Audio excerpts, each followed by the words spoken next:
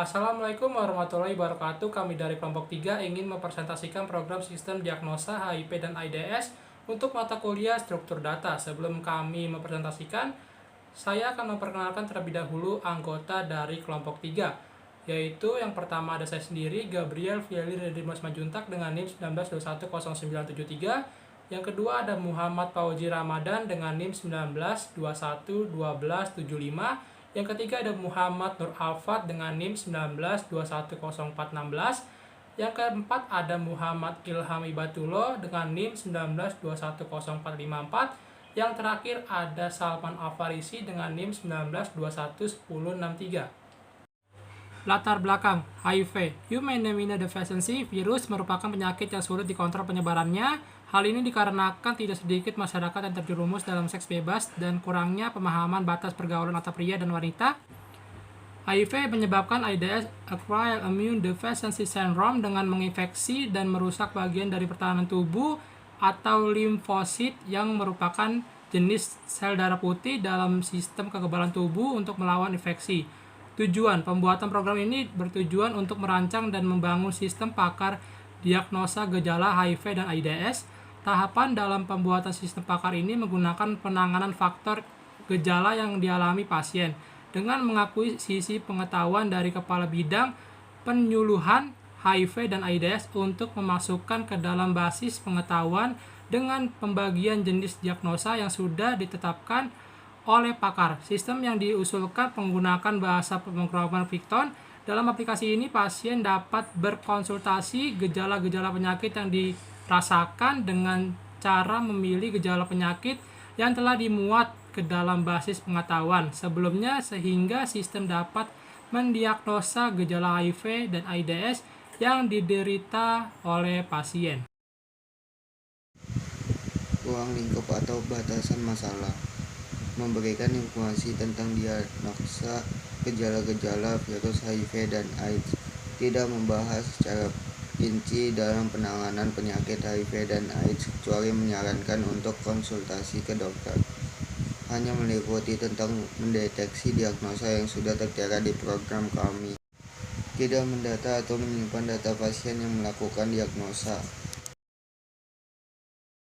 Oke, saya akan menjelaskan pada bagian pembahasan System and Software Recruitment and Analysis, yaitu Python. Python adalah bahasa pemrograman multi-paradigma, pemrograman berorientasi objek, dan pemrograman terstruktur juga didukung penuh. Dan banyak fiturnya mendukung pemrograman fungsional dan pemrograman berorientasi aspek, atau termasuk dengan metaprogramming dan meta-objek atau metode ajaib. Banyak paradigma lain yang didukung melalui ekstensi, termasuk desain berdasarkan kontrak dan pemrograman logika. Walaupun Python tergolong bahasa pemrograman dengan level tinggi, Python adalah bahasa pemrograman yang mudah dibaca. Performatannya tidak berantakan secara visual dan seringkali menggunakan kata kunci bahasa Inggris di mana bahasa lain menggunakan tanda baca. Tidak seperti banyak bahasa lain, ia tidak menggunakan tanda kurung awal untuk membatasi blok, dan pernyataan titik koma setelahnya bersifat opsional. Ini memiliki lebih sedikit pengecualian sintaksis dan kasus khusus daripada C atau Pascal. Baik, saya akan menjelaskan tentang bagian software design, yaitu flowchart program. Yang pertama, start. Selanjutnya, pasien akan diminta untuk menginput nama, umur, clue. Jika sudah melakukan input, maka program tampilan input nama, umur, dan lain-lain akan dihapus atau dibersihkan dengan OS sistem CLS. Setelah itu, program akan menampilkan pilihan pada calon pasien untuk melakukan diagnosa atau tidak. Jika ya, maka tampilan akan menampilkan diagnosa 1 dengan tampilan selamat datang di sistem pakar deteksi HIV dan AIDS. Jika tidak, maka maka program akan menampilkan ayo bebas HIV dan AIDS, dan selanjutnya akan selesai. Nah, kembali lagi, jika pada pilihan Y atau ya, maka pasien akan diminta untuk menginput kembali apakah gejala diagnosa 1 dialami oleh pasien atau tidak. Jika iya, maka akan lanjut kembali untuk menginput diagnosa kedua karena akan menampilkan diagnosa kedua. Jika tidak, maka pasien akan ditampilkan dengan pasien hanya membutuhkan istirahat, jika kurang yakin segeralah konsultasi ke dokter. Dan akan diteruskan ke checkpoint B. Selanjutnya, jika pasien tidak memilih Y atau N, maka program akan menampilkan pasien, hai, nama pasien tidak ingin penanganan lebih lanjut. Dan akan diteruskan ke poin B. Baik, selanjutnya kembali pada pilihan Y. Jika pasien memilih pilihan Y, maka program akan menampilkan diagnosa kedua. Selanjutnya, maka pasien akan diminta untuk menginput kembali apakah pasien mengalami gejala pada diagnosa kedua. Baik, jika pasien memilih Y, maka program akan menampilkan bahwa hasil awal diagnosa pasien adalah gejala HIV. Maka segera melakukan konsultasi ke dokter. Dan ini akan diteruskan ke checkpoint B. Nah, dari diagnosa kedua, jika pasien memilih N, maka program akan menampilkan diagnosa kedua. Sehingga pasien akan diminta untuk menginput kembali apakah pasien mengalami gejala pada diagnosa ketiga. Jika pasien tidak memilih antara Y atau N pada diagnosa kedua, maka program akan menampilkan, hai, nama pasien tidak ingin penanganan lebih lanjut. Dan ini akan dilanjutkan kepada poin B.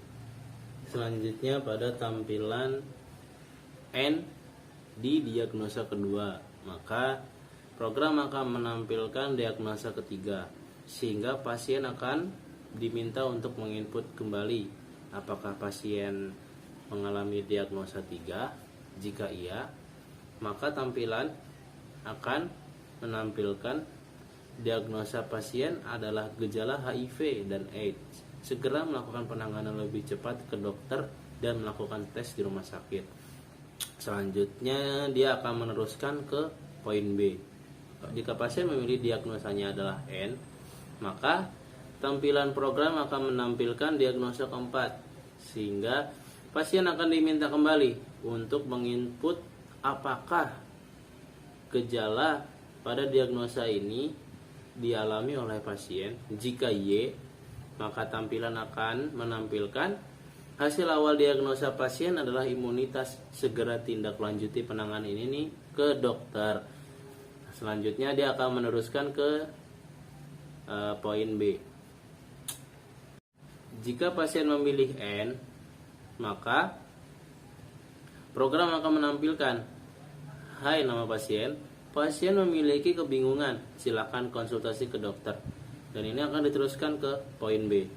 Namun, jika pasien tidak memilih di antara Y atau N, maka program akan menampilkan pasien tidak ingin penanganan lebih lanjut dan akan diteruskan ke poin B.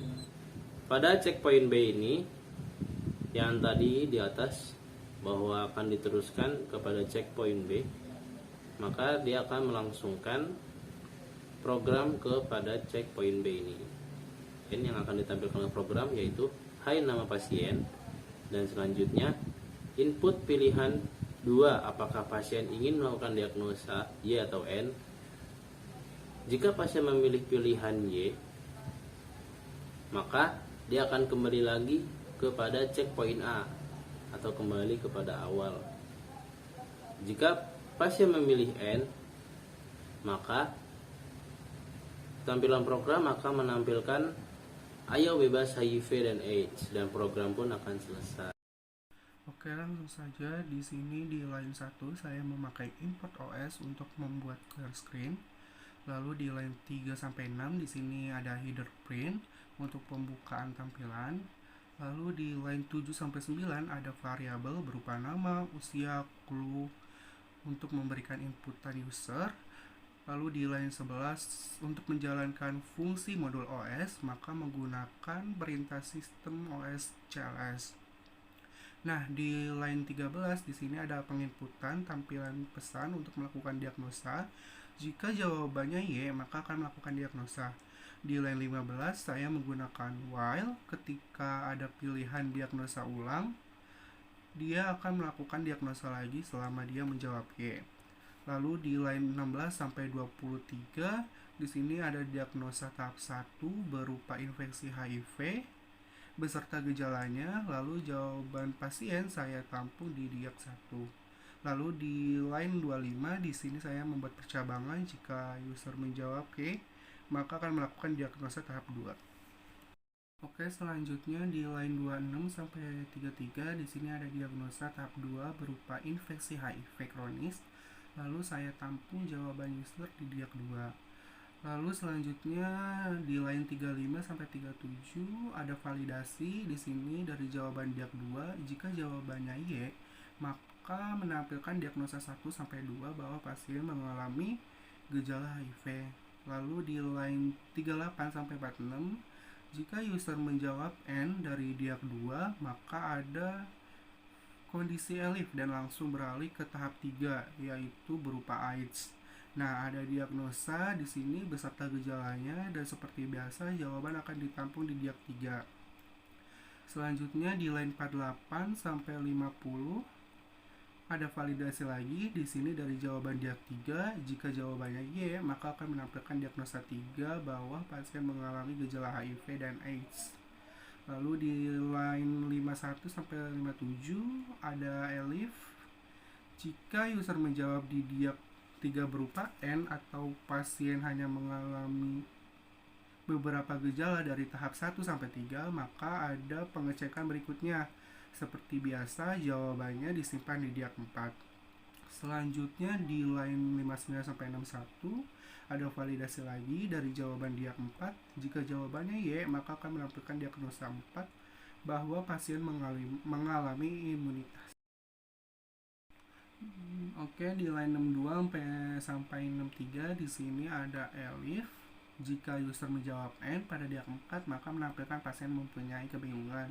Silakan konsultasi ke dokter. Lalu di line 64 sampai 65 di sini ada LC. Jika user tidak menjawab selain Y atau N di diag 4, maka menampilkan pasien tidak ingin penanganan lebih lanjut. Lalu di line 66 sampai 67 di sini ada LC. Jika user tidak menjawab selain Y atau N di diag 2, maka menampilkan pasien tidak ingin penanganan lebih lanjut. Lalu di line 68 sampai 69 di sini ada elif. Jika user menjawab N di diag 1, maka menampilkan pasien hanya butuh istirahat. Lalu di line 70 sampai 71 di sini ada LC. Jika user tidak menjawab selain Y atau N di diag 1, maka menampilkan pasien tidak ingin penanganan lebih lanjut. Lalu di line 73 sampai 81 di sini ada pertanyaan ulang untuk perintah while. Jika pilihannya Y, akan menampilkan sama seperti awal melakukan diagnosa. Selanjutnya di line 82 sampai 83 di sini ada LC untuk menjawab selain Y atau N maupun N dari pertanyaan diagnosa ulang, maka menampilkan penutupan berupa bebas HIV dan AIDS. Lalu di line 85 sampai 86 di sini ada LC untuk menjawab selain Y atau N maupun N dari pertanyaan diagnosa awal, maka menampilkan penutupan berupa bebas HIV dan AIDS.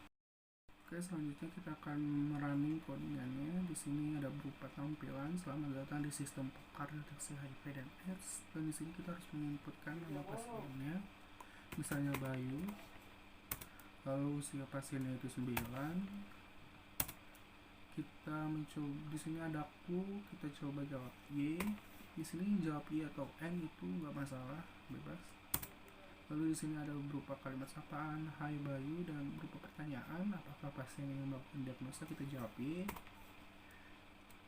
Maka akan langsung dialihkan ke gejala tahap 1, yaitu infeksi HIV akut. Kita jawab Y. Nah, langsung dialihkan ke gejala tahap 2, infeksi HIV kronis, kita jawab Y dulu. Maka akan menampilkan Hai Bayu, hasil awal diagnosa pasien adalah gejala HIV. Segera melakukan konsultasi ke dokter. Nah, lalu di sini ada pertanyaan ulang, apakah pasien ingin melakukan diagnosa? Kita jawab B. Nah, di sini langsung dialihkan ke gejala tahap 1 lagi, infeksi HIV akut. Kita jawab N. Maka hasilnya akan Hai Bayu, pasien hanya membutuhkan istirahat. Jika kurang yakin, segeralah konsultasi ke dokter. Lalu di sini ada pertanyaan ulang lagi, apakah ingin melakukan diagnosa lagi? Kita jawab Y lagi. Kita coba tahap 1 kita jawab Y, tahap 2 kita jawab N. Nah, maka akan langsung dialihkan ke gejala tahap 3 yaitu berupa AIDS. Nah, kita coba jawab Y. Maka akan menghasilkan Hai Bayu, hasil awal diagnosa pasien adalah gejala HIV dan AIDS. Segera melakukan penanganan lebih cepat ke dokter dan melakukan tes di rumah sakit. Nah, lalu di sini ada pertanyaan ulang lagi, kita jawab Y lagi. Nah, kita jawab ke gejala tahap 1 kita jawab Y. Kita tahap 2 jawab N. Bagaimana kalau misalnya gejala tahap 3 kita jawab N. Nah, di sini diagnosa di sini ada tambahan jika tidak merasakan dari gejala tahap 1 sampai tahap 3 tidak merasakan gejala yang disebutkan atau yang ditampilkan, maka ini ada pertanyaan tambahan, apakah merasa gejala lain? Kita jawab Y dulu. Maka menampilkan Hai Bayu, hasil awal diagnosa pasien adalah imunitas, segera tindak lanjuti penanganan di dokter. Nah, lalu ada pertanyaan ulang, kita jawab Y, apakah pasien ingin melakukan diagnosa? Kita jawab Y. Nah, kita tahap 1 kita jawab Y lagi. Tahap 2 kita jawab N. Tahap 3 kita jawab N. Bagaimana kalau yang tidak merasakan itu? Pertanyaannya kita jawab N. Maka akan menghasilkan Hai Bayu, pasien mempunyai kebingungan, silakan konsultasi ke dokter. Nah, kalau misalnya pertanyaannya ini kita jawab N, itu akan menghasilkan apa? Pertanyaan yang apakah pasien ingin melakukan diagnosa? Kita jawab N. Kita coba. Maka akan menghasilkan kalimat penutupan yaitu bebas HIV dan AIDS.